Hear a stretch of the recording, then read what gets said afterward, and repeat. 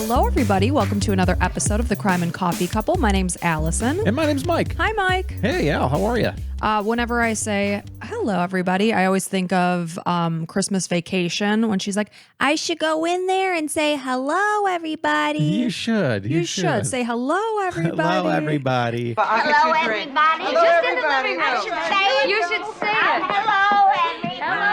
And then you bring the gift with the cat food inside of a Jello mold and Jello all those. with cat food sprinkled over the top. And then a cat in a box. It is good. That's one of our favorite movies. Like that's number one movie we watch at Christmas time. When Christmas comes around, it's like we start Christmas super early just because it's an awesome season. Yeah, we don't do that movie until we officially decorate our big tree. Yeah. So when would you say our Christmas festivities begin? I mean, this is a weird thing to be talking about here in June, July. Mid-June. Yeah. I don't even know what the hell month it is.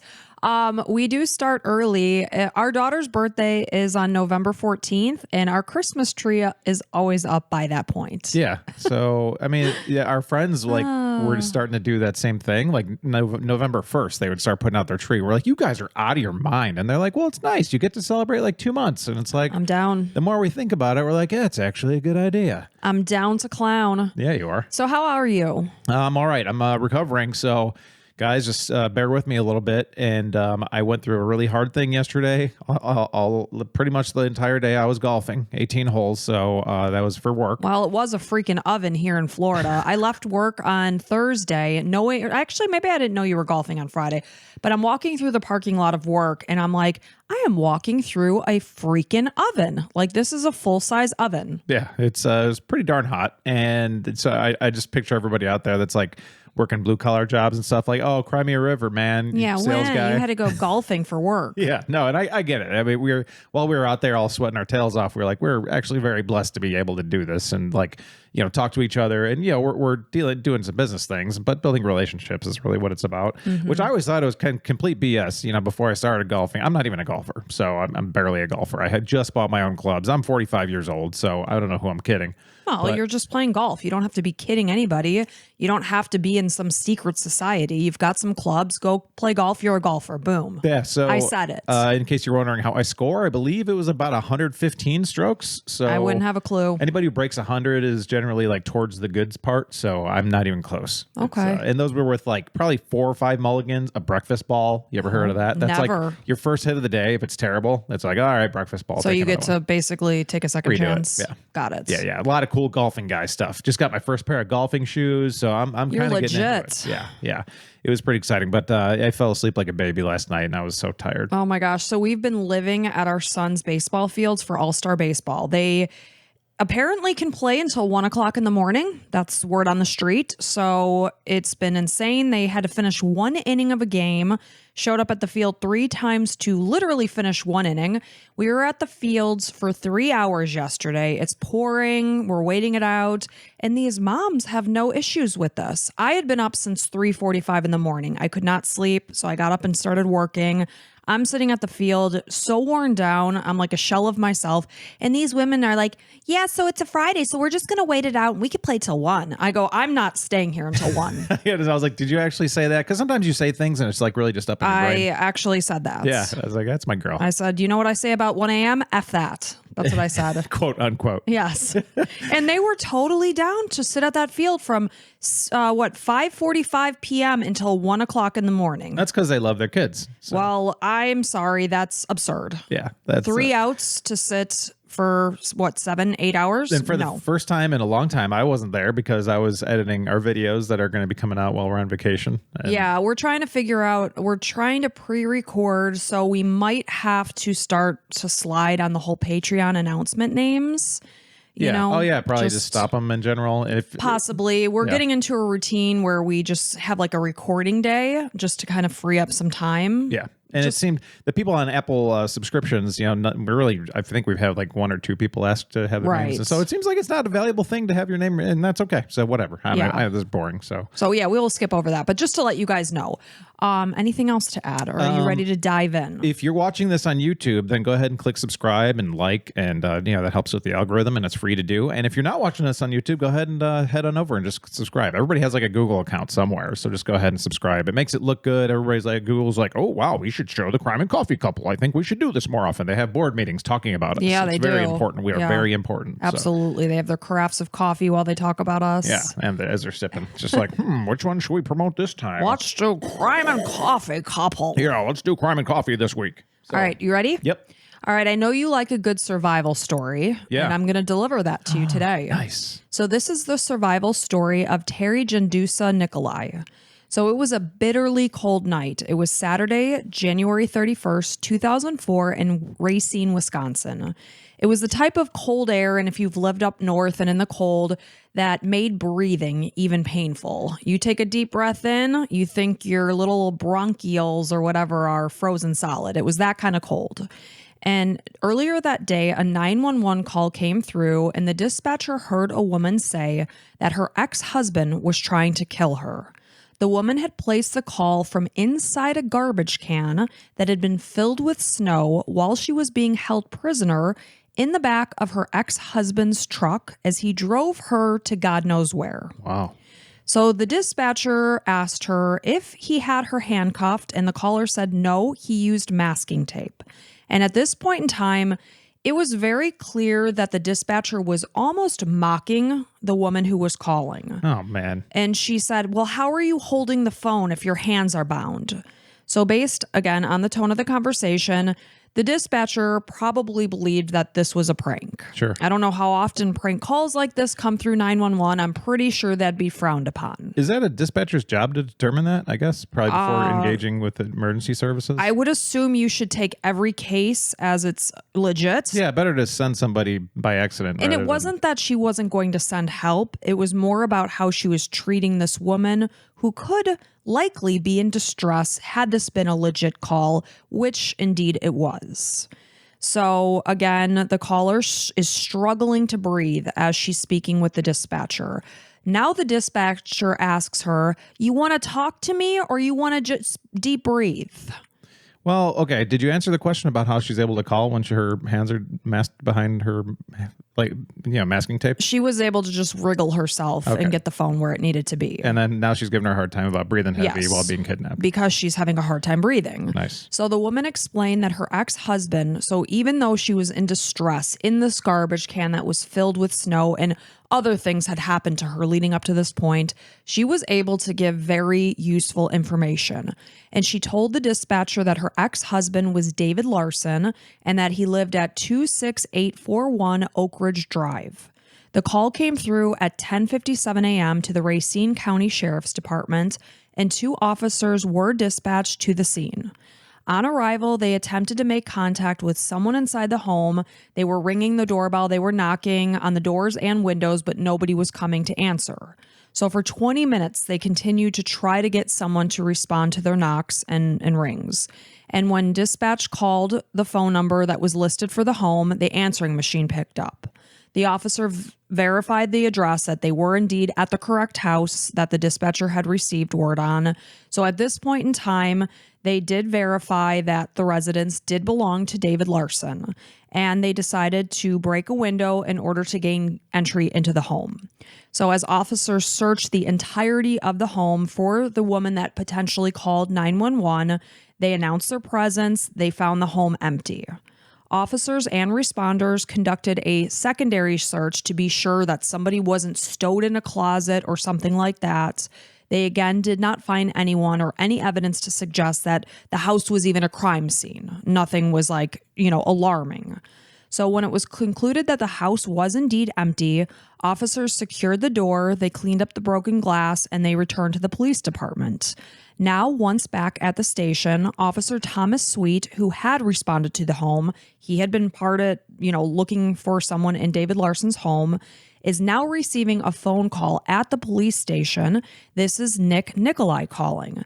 And he said he's very concerned that his wife, Teri Jendusa-Nicolai, and her 2 young children were not back yet. He said that he explained further and said that Teri had left to go get her 2 kids from her ex-husband. She should have been back by this time. So Nick informed Officer Sweet that, this home that she went to would have been on Oak Ridge Drive. And elaborated that Teri and her ex-husband, lo and behold, this is David Larson, had a very contentious relationship. And because of a previous assault, most of the time, Teri refused to enter the home when she was going to retrieve her children.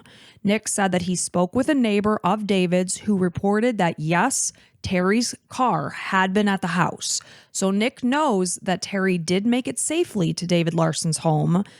But where is she? Where are the kids? Nobody's at the house. The police went there. They did a secondary search. No one's at the house. So Terry's very afraid of David and what he could be capable of. Very much so. So during this conversation, Officer Sweet began to realize that Nick is referring to the same house that they were sent to per the 911 call. So at this point in time, he, of course, is suspecting that a crime may have occurred. So May they went. have. I mean, there's a pretty, it's 99%. Yeah. But again, nobody's at the house. There's no sign that anything happened. So they returned to the house. Well, yeah, because she was in a truck, Right. Yeah. Well, I don't know that they got the full details. We'll Gotcha. see. They're trying to see if there was a struggle. And Yes, yeah. they're putting the pieces together at this point in time. So they go back to David's home. This time he's accompanied with Officer Anderson. They arrive for a second time. It's 12:30 p.m. They again confirm that the house was as they left it because, of course, they did secure it after they left. It was just as they had left it. They began to speak with neighbors in order to gain additional information. Did you hear anything? Did you see anything? So they canvassed the area about 15 to 20 minutes, and in that time, they learned from a neighbor that they had seen something suspicious. Of course, we know that one of the neighbors confirmed to seeing Teri's car at David's home. Another person is saying they actually saw, because at the point in time that the officers are at the house, there is no sign of Teri's car. Where was it? Well, now they're finding out by somebody else that they actually witnessed David loading Teri's car onto some sort of towing contraption. So now they realize, okay, this is where Teri's car went. So they spoke to, again, Nicolai. This is Teri's current husband. This is the second time they're speaking with him, and was informed that he had received a call now from Teri herself. So as Teri managed to call 911, she also managed to call Nick. And this is a small window here. So Yes. she's still able to communicate somehow, some way. Yes. So you got to take action quickly, obviously. Extremely, extremely quickly. So when Nick is receiving the call from Teri, it was brief. And his wife told him that she was in the back of David Larson's truck and that she was clearly in distress based on the way that she sounded during this conversation. Sweet also learned that the Milwaukee County Sheriff's Office had received a 911 call from Teri, who told them that she was bound and under a tarp in the back of a pickup truck that was being driven by David. She was unaware of her location. It's pitch black. She doesn't know where he's going. So because of all of this information they had received, Officer Sweet was again concerned that there is clearly an ongoing crime happening. He is requesting additional assistance in the case. So it's at 1:14 p.m. that he updated an earlier attempt to locate bulletin, which was then updated to missing and endangered. A former Amber Alert was also instructed to be issued at 1:45 p.m. since Teri's two young daughters were also missing at this point. So investigators spoke with friends of David's who said that he worked as an air traffic controller at Milwaukee Municipal Airport. It was named that at that point in time. Now it's called Chicago Executive Airport. This is in Wheeling, Illinois. He owned a gun. He had property in Milwaukee as well as rural Racine County. So, of course, they're standing at this home on Oak Ridge Drive, but they're learning that David has other properties. So this led investigators to another home that belonged to David. This is now 3:18 p.m. that they're arriving to this location. As they entered the home, they noticed a large blood stain because, of course, when they entered the first place, there was no sign of foul play. So now in this home, there's clearly something has happened. There's a large blood stain. It measured about 2 feet in diameter. It was on the carpet by the dining room table where there was an overturned chair sitting nearby. So it was clear that there was a struggle and some sort of assault. There was also an empty handgun case and a baseball bat that was seen resting against the wall near the table. Duct tape and blood-stained clothing was located in the garbage can in the kitchen, but Teri, as well as her two children, were nowhere to be found. The clothing that they did find that was bloodied and in the garbage can matched the description of what Nick indicated Teri had left the house wearing that day. The duct tape was actually still around the pants of the sweatpants.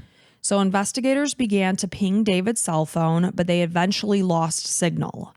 Officers found documents with listings of Larson's 3 Milwaukee properties, as well as places in various suburbs of Illinois. Police agencies connected to those locations were contacted so that these addresses could be investigated. The search continued until about 9:30 p.m. as officers scoured David's homes, in hopes of finding Teri and the children. By this point in time, we're after 9:30 p.m., they actually had located David. He was being held in question at a station in Wheeling, Illinois. Nice. And thankfully, by this point in time, the girls had been located. They were safe at a home in Elmwood Park, Illinois. Thank God. So thankfully, the 4 and 6-year-old girls were safe, but now where is Teri? So Teri and David Larson, who had gotten married in 1996, had once been happy together. They began to build their lives together. They welcomed their 2 daughters, this is Amanda and Holly, into their world. And soon, sadly, a darker side of David began to show. It wasn't the case when they were first together. So it was very difficult to live with this man. He was extremely short-tempered, very quick to anger. And it was to the point that he was yelling at Teri for the smallest things, to the point that she was walking on eggshells through her life. That's no fun. In her own home.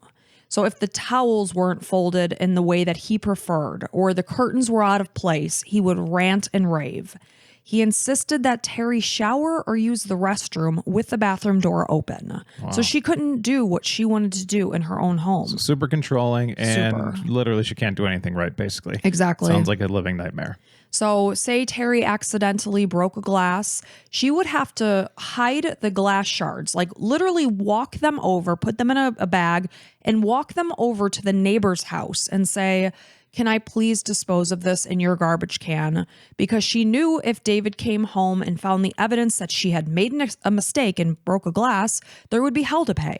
Like hell to pay physically? Was he physically? He was also physically abusive to her. One time he had hit her head against a door. Man, I can't respect men that just like get off and, start beating their wives and stuff. He's clearly a mental, mini person that has no self-esteem. Yeah, I know what you were trying to think. Yeah. I get it. So he always managed to convince Teri, though, that when he was angry and outbursting like a child, having a tantrum, that it was only because she had made him angry. It's all her fault. Otherwise, he'd be totally happy. Yep. What a scumbag. Exactly.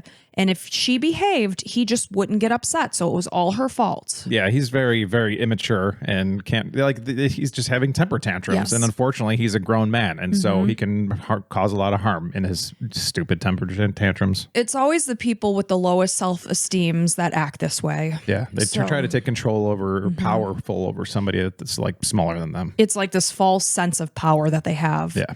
So Teri will never forget one evening when a fight began over spaghetti.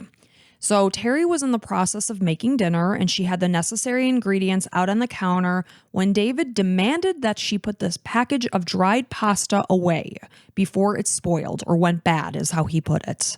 Teri pushed back and asked, "Do you want to eat dinner or not? They're dry noodles." He responded that it didn't matter if it made sense or not. She was to do as he said. And during this argument, David pushed Teri as she held their 2-month-old infant. Oh my God, what a low life. I mean, there's one thing about beating your wife, but as they have your child, that's like double horrible. Yep. Idiot. So the argument escalated to the point that Teri found herself rushing down the basement stairs. She had no other place to flee since David had installed locks on the inside of the doors, which only his keys could open. She was living like a prisoner. Oh my gosh. So she remembers thinking as she is cowered in the basement, "I'm 30 years old, sitting in a box in my basement, hiding from my husband. What the hell am I doing?" Good for her. It was like this light bulb moment. And this incident was the catalyst that pushed Teri that she needed to get out of this situation because not only is she in this horrific, controlling environment, but she has two very young girls. And at this point in time, he's not controlling and abusing them. But when they get to the age that they are outspoken and have an opinion, it's bound to happen. And she knew that.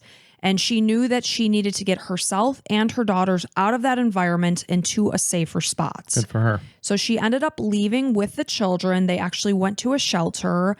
And Teri recalls when she left, she was truly fearful for her life.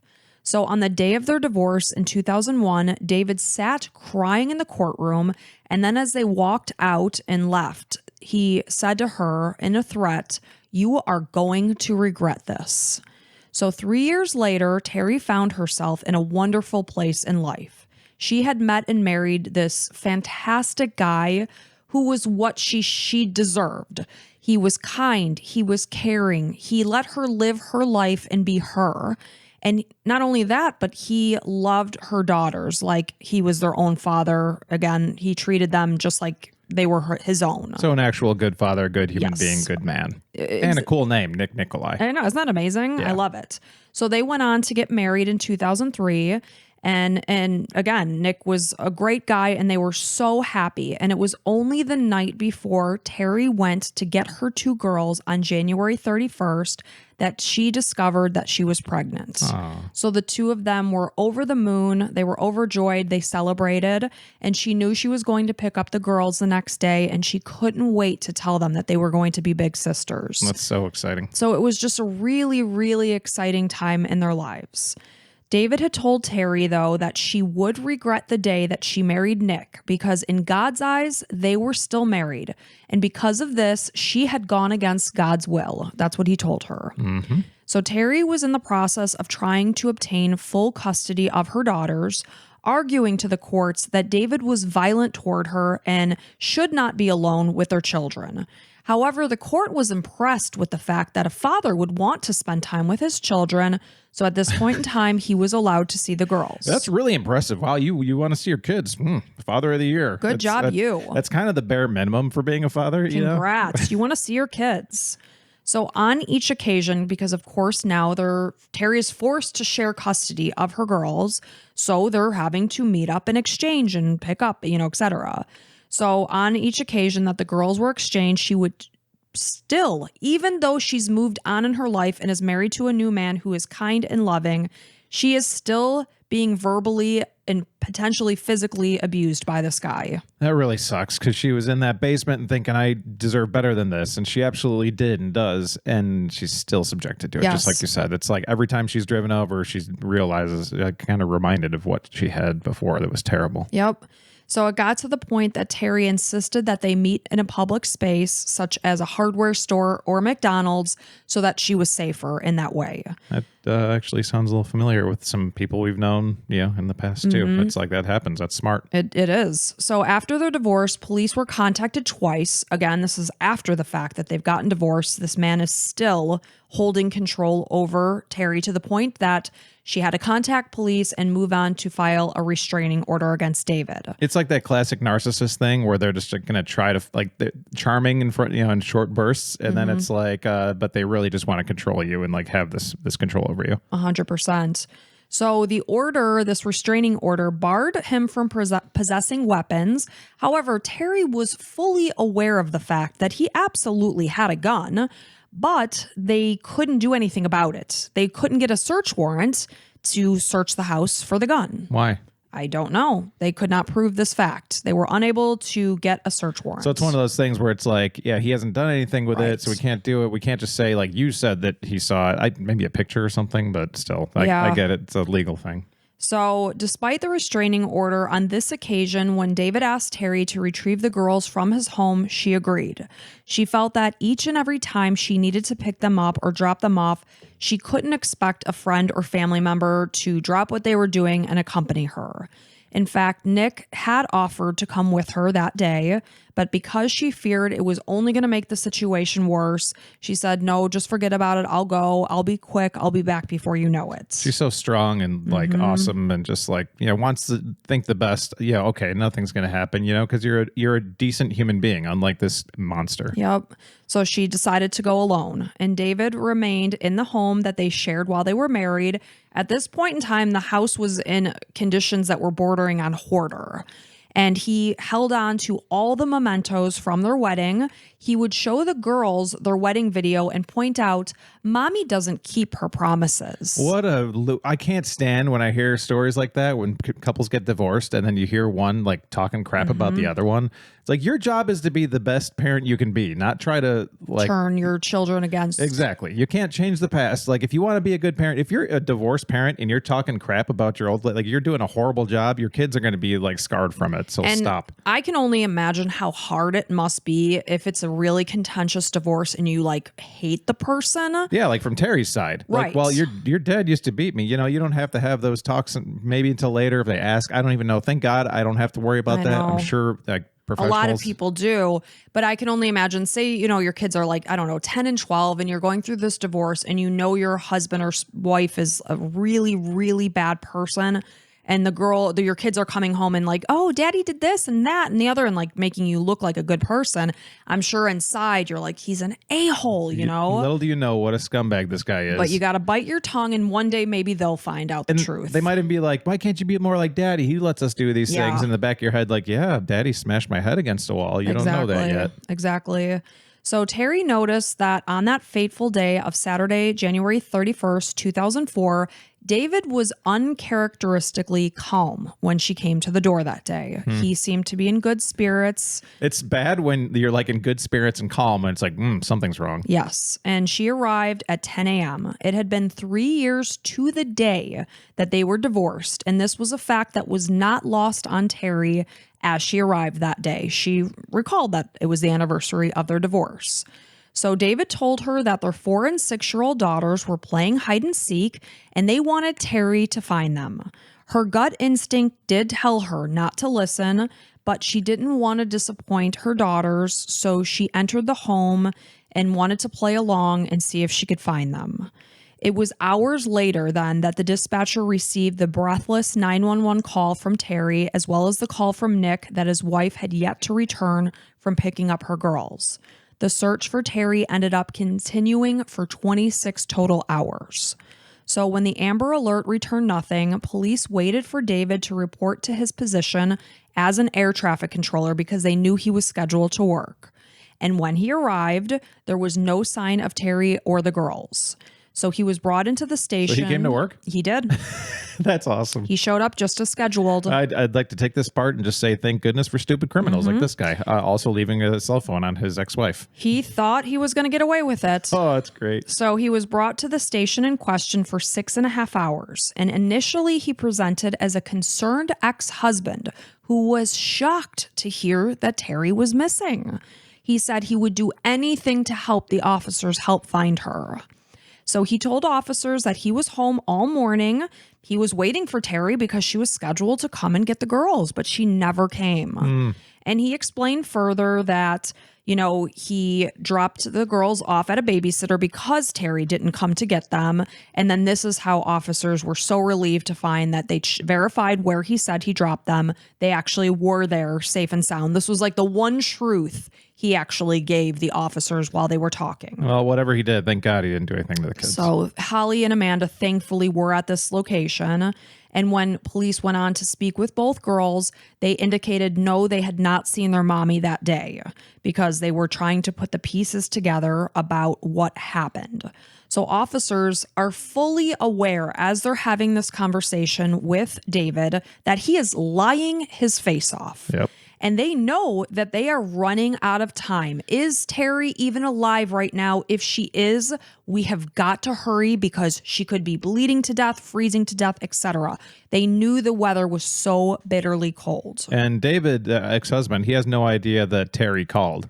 No. Right. So at this point in time, he knows nothing. Like that she's talked to 911 and has said, I am in the back of his truck or whatever. He literally knows nothing. Good. He's responding to work, assuming that nothing's really happened. He has no no manhunt going idea on. that there's a manhunt going on. He has no idea that officers have gone to his home and broken in on like 3 occasions. Good police work. Good no job. idea. I like it. So he is maintaining that he had not seen Teri and claimed to have been home at 11:30 a.m. At this point in time, police informed him that they knew that this was not a true, by a fact, because they had come to the house at 11:03 a.m. and forced their way into the home in search of Teri. Now all the pieces are starting to crumble in front of his face. He starts to watch his face and just turns like, uh-oh. And it was during this conversation that David now learned that Teri had managed to call 911 while she was being held prisoner in the back of his truck. He's probably so angry at her and like, how dare she do this to me? Oh, that's so awesome. And as he's sitting there having this conversation, they're looking at his pants that have blood stains on them. You're they're such an idiot, David. You're a loser. David, you have blood on your pants right now. Where'd this come from, idiot? Well, now all of a sudden, and he's also on top of the fact they're pointing out the blood on his pants, they're telling him, and we went to your other home and found Teri's sweatpants in your garbage can with duct tape and blood on them.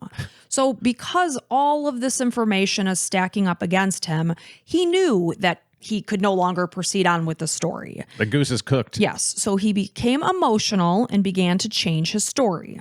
He claimed that, okay, fine, I was lying to you. Teri did come to the house. He said that Teri had been the one that had attacked him, which then caused him to react in self-defense.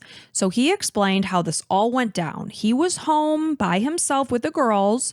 He was putting papers into their backpack and had his back to the room. And when he turned around, Teri had entered his house unbeknownst to him.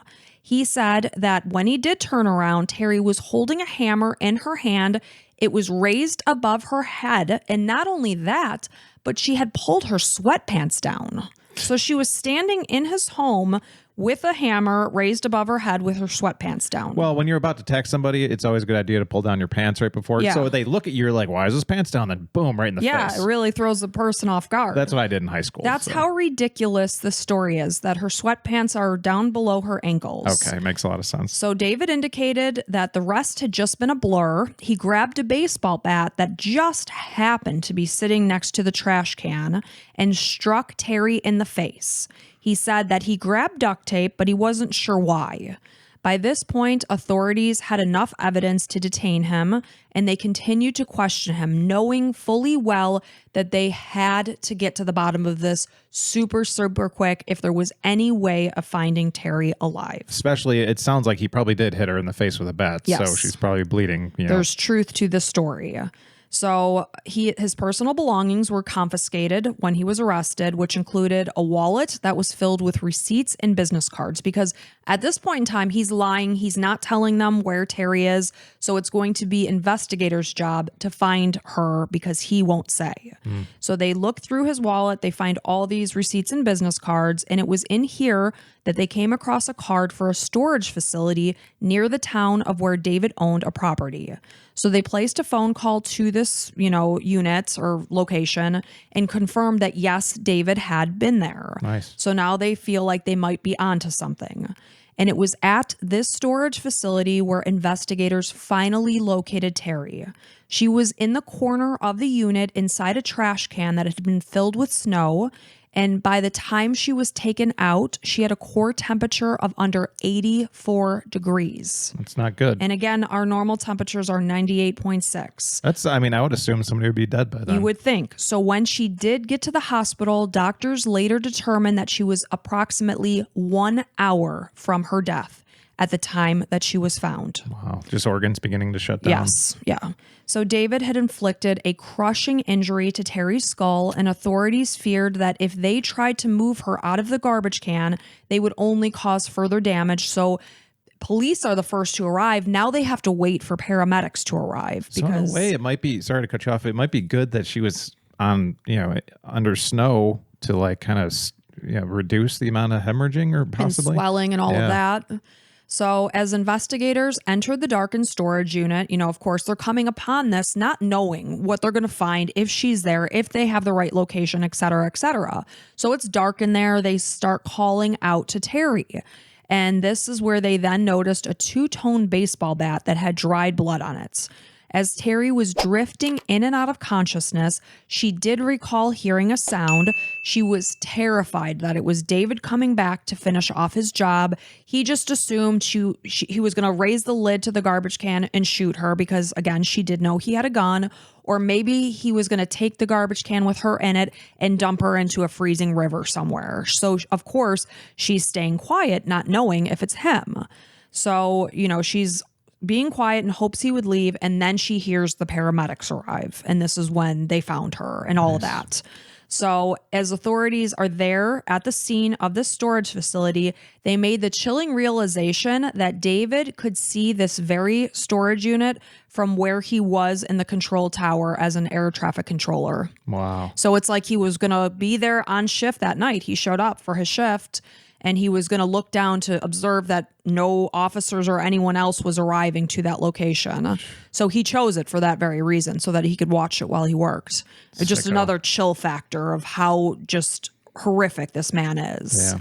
So David had been so confident that he would be able to get away with murder that he failed to check to see if Teri had her cell phone on her when she entered his home, and he struck her with the baseball bat and put her in that garbage can. And David Larson, that's why you are an idiot. And thank goodness you're stupid and you suck at life. So thank you. Teri would be gone had he not done that. So when Teri arrived to pick up her girls on the previous morning, Holly and Amanda were not playing hide and seek as David claimed. Instead, he had locked them into the bedroom because, again, he had installed locks on all the doors that only he had access to with a key. So they were locked in the back bedroom of the house. They were crying at this point with hunger. They no longer were distracted by the movie that their father had turned on for them. They wanted to come out, and he wasn't allowing it. Teri was brutally assaulted by a baseball bat when she was tricked into playing hide and seek after she entered the home. She recalls the feeling of being smashed in the head. The next thing she knew, she was face down on the living room floor, and she felt as if her whole body was paralyzed. Before she could even react or wrap her head around what was happening, David began to wrap her in duct tape. And then he attempted to suffocate her. And she said she remembers watching a movie where if somebody is trying to suffocate you, just keep turning your head away so that they can't get a good grasp on you. And I'm sure there's blood pouring down her face because he has just struck her in the head with a baseball bat. Yeah. So he couldn't get a grip on her mouth. Wow. And he couldn't suffocate her. Thank goodness. Wow, she's amazing. Yes, she is. So he restrained her arms and her legs with duct tape, and he threw her body into an empty garbage can, which he then filled with snow and sealed closed with duct tape. David moved the can to the back of his pickup truck. He covered it with a tarp, and he drove away. Once in the truck, David drove Teri first to Milwaukee, where he towed and abandoned her car, and then to Wheeling, Illinois. This is a 70-mile distance to the storage facility that he had rented years earlier.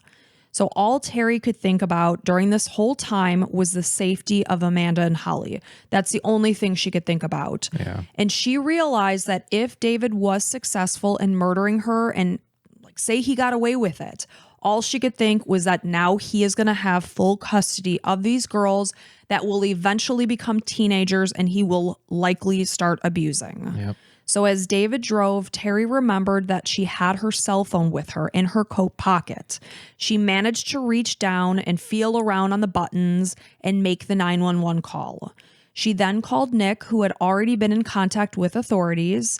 Nick was worried as they spoke. He did not want her to stay on the line with him very long because he didn't know how much battery life her cell phone had, and he was thinking in his head that maybe they could use her phone to track her, and if it died, that wouldn't be the case. Smart. So, he had to make this horrible choice to end their phone call early, and he's panicking inside, wondering as he's ending the call, is this the last time I am ever going to hear my wife's voice? And just keep in mind, they had just found out they were pregnant the night before. Oh, gosh, it's such a hard, emotionally, it's such a hard thing to do, but logically, so smart. Yeah.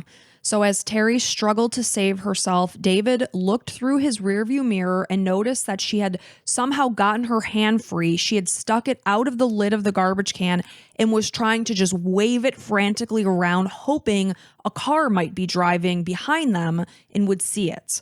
Unfortunately, nobody was able to see it. He looks in the rearview mirror. He sees her hand. So he pulls the car over. He refastens her restraints. And unfortunately, before he got back in the driver's seat, he heard Teri's phone ring. So at that point in time, Who the hell is calling her? Like, I don't know. I don't know if the maybe it was officers were trying to, or it could just be a random call. Could have been a who random knows? call. Like, I hope it was nobody that knew about this. Obviously you're worried about the person taking her that's going to hear it. So he heard it and he immediately confiscated her phone. As they set off again, she suddenly heard the sound of police sirens, and relief just washed from head to toe as she thought, they're finding his truck. They're going to save me. They didn't know about the truck or anything like that at this point. They were going to David's house. That was them? That was them. Oh my gosh. So she hears the sirens fading away and all hope is just lost at that point. So when Teri felt the truck stop, she could hear the sounds of Amanda and Holly playing, because when he got to the storage facility, he let the girls out of the truck. They were playing. She wanted to scream out to her children, but she feared that this could put their lives at risk. Yeah, it's not going to, they're not going to They're be able 4 to put and it together. 6, Yeah. So she stayed fully silent, and she also thought, I want him to think that I'm dead at this point. What an awesome mom. That's the definition of a mom. Yeah. So in this point in time, she feels David moving the trash can and taking it out of the truck. She then heard something coming down on the top of the lid, and then she heard the sound of her children's laughter gone, and she realized she was all alone at that point. Before he left Teri alone to die, David had pulled the garbage can with Teri inside into that corner of the storage unit where officers later found her. He stacked 3 heavy boxes on top, which amounted to 106 pounds. He also propped a board against the side of the garbage bin to prevent her from being able to tip it over and free herself. What was his point? He wanted her to just slowly die in the night. Wow. So then he was probably going to just dispose of her body, I assume, in a water somewhere. And who knows if she would have ever been found. Yeah. So when Teri felt the truck stop, I already read that. So Teri now is at the storage unit freezing to death. And she fought to free herself with everything that she had. But the items that David had placed on top of the can were far too heavy to move. At this point, she had been in the trash can for well over 6 hours, and her body temperature was quickly dropping. There was a gash on top of her head from the baseball bat that continued to bleed. Her eyes were swollen nearly shut at this point. Even though she was packed in snow, the trauma, was too much. So she began to scream for help, hoping that somebody would be in the vicinity and would be able to hear her, but nobody could. Teri remembers the feeling of her hands and feet, which were just freezing, and she was desperately trying to cup her feet in her hands to try to warm them, but she couldn't reach them. Her eyelids were growing heavier and heavier, and sleep was just beckoning her. And she knew that if she fell asleep, this would be her death sentence. Yeah. So to keep herself awake, the one thing that kept her alive was thoughts of her daughters. When authorities found Teri on Sunday, February 1st, 2004, she was curled in a fetal position, barely able to move and speak by this time. She had been in that garbage can that had been filled with snow in the freezing temperatures of the ambient air around her for 26 hours. Wow. So she was rushed to the hospital where she spent nearly 7 weeks recovering. Initially, doctors feared that they would have to amputate her legs and her arms below her elbows because of frostbite. So when she was told that they would have to surgically remove her toes, she was actually relieved at this point. Oh, nice. Yeah, her dad was like, do they have to? And she's like, Dad, it doesn't matter. So I'm alive. I get to see my kids, and hopefully this scumbag will never be out of jail. Exactly. We'll see about that. So on top of that, she had suffered a lot of injuries because David had struck her many times with the baseball bat. It wasn't just that one time. Jeez. It was many times. Sadly, Nick and Teri learned that their baby was no longer viable. They lost the baby. So sad. Because keep in mind, her body temperature had dropped in the stress and trauma that she had lived through. So that was just another crushing blow. Yeah. So Teri was wheelchair bound for several weeks after returning home because, again, she was at the hospital for about 7 weeks. And then she remained wheelchair bound while she healed. Of course, this made her very frustrated and angry that she wasn't able to do her normal activities such as jogging or walking up the stairs to read her girls a bedtime story and tuck them in. But in the same sense, she was exceptionally grateful that she was still alive and would never have to see David again. Teri found it ironic that the person who attempted to take her life ended up losing any semblance of his own. And, definitely should have that sense. Yeah. The person who fought control over every situation and every person in his life would now be told when he could eat, sleep, or leave his cell. How the tides have turned, motherfucker. So Teri was forced to face David at the trial, of course, and relive the horrors that she had survived. Despite the obscene amount of evidence they had against David, the defense team fought to get a plea deal, and in this, they were questioning Teri's pregnancy history. Have you had a miscarriage before? Grilling her and speculating that it was her health history that may have caused her to miscarriage. Yeah, not her inside of a freezer, basically. Yeah. Rather than the trauma and stress that she was forced to endure at the hands of David. Those lawyers should not be lawyers, man. That's horrible. How do you sleep at night? Because that's probably part of what they're trying to get him on is like murder or whatever, because the infant. So on August 16th, 2005, David Larson was sentenced to 35 years in prison for attempted first-degree homicide. During his sentencing, he glared at Teri as if he was facing what he was because of her. Yeah, and it's not your fault. The other way around. I mean, that's just how far gone this guy is. He tried to kill this woman, and he's pissed at her. It reminds me of just people that complain rich. about everything that they have no control over. It's like, it's this person's fault. It's this person's fault. It's like, no, man, you're just a loser scumbag of a human being and a terrible father and like really a disgrace to men and humans in general.